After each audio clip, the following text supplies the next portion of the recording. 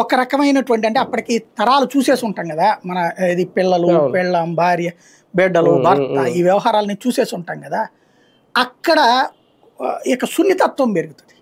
చేదస్త్వం పెరుగుతుంది రెండు రకాలు ఉంటాయి ఇప్పుడు అప్పటిదాకా నేను బాగా చూసుకున్నాను నా బిడ్డలకి తీరా చూస్తే ఆ బిడ్డ నాకు అన్నం పెట్టే ఉద్దేశం కూడా లేదు రోజు ఇప్పుడు ఏమనుకుంటారు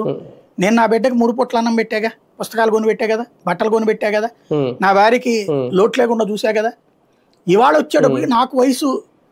మధ్య వయస్కులు అయిపోయి ముసలితనం వచ్చేటప్పటికి పొద్దున పూట అంత టిఫిన్ అంత కాఫీ పోయడం మధ్యాహ్నం రాత్రి అంత కరెక్ట్గా నా బాగోగులు చూసుకోవాలి అని నేను కోరుకుంటే నేను ఆ బాగోగులు చూడబట్టే వాళ్ళు ఎదిగారు కదా వాళ్ళు బ్రతికారు కదా ఇప్పుడు నా బాగోగులు వాళ్ళు చూడట్లేదు కదా ఇంకా వాళ్ళకి ఎందుకు ఇవ్వాలి నేను ఆస్తి అనేటటువంటి ఫీలింగ్ వచ్చి అదేదో ఆ దేవుడికి ఇచ్చేస్తే ఆ దేవుడు నన్ను బాగా చూసుకుంటాడు పైకి వెళ్ళాక స్వర్గంలోకి పోయాక అనేది ఓ సహజ సిద్ధమైనటువంటి మనస్తత్వం ఏ మతంలోనైనా సరే ఈ ఆస్తులు రాస్తుంటారు ఇలా రాసిన వాటికి ఏంటి పర్పస్ వాళ్ళు చెప్పేటటువంటిది